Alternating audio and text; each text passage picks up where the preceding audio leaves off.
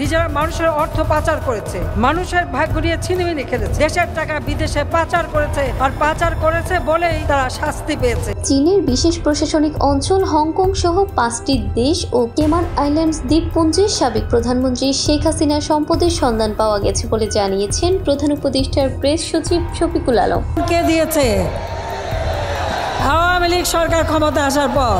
সোমবার রাজধানীর বেইলি রোডের ফরেন সার্ভিস একাডেমিতে আয়োজিত প্রেস ব্রিফিংয়ে এ তথ্য জানান তিনি। প্রেস সচিব শফিকুল আলম বলেন, সাবেক প্রধানমন্ত্রী শেখ হাসিনা তার পরিবার ও তাদের স্বার্থ সংশ্লিষ্ট ব্যক্তি প্রতিষ্ঠানের বিরুদ্ধে বিএফআইইউ ফাইন্যান্সিয়াল ইন্টেলিজেন্স ও যৌথ তদন্ত দল অনুসন্ধানে অবৈধভাবে দেশ বিদেশে বিভিন্ন সম্পদের সন্ধান পেয়েছে।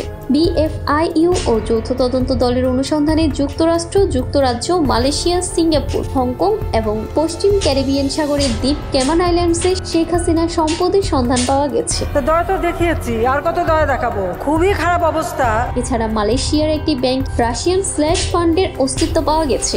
শফিকুল আলম বলেন, 124টি ব্যাংক অ্যাকাউন্টে 625.14 কোটি টাকা, রাজউকের 1 কোটি 80 লাখ টাকা মূল্যের 60 কাঠা প্লট ও 8 কোটি 85 লাখ টাকা মূল্যে 10% জমি সহ 8টি ফ্ল্যাটের সন্ধান পাওয়া গেছে। তিনি আরো বলেন, বিএফআইইউ 2টি গোয়েন্দা প্রতিবেদন দুর্নীতি দমন কমিশনে পাঠিয়েছে। এছাড়া 5 কোটি 15 লাখ টাকা সহ 11টি ব্যাংক হিসেবে ফ্রিজ করেছে। সব ব্যাংক হিসেবে তথ্য দুদকে পাঠানো হয়েছে।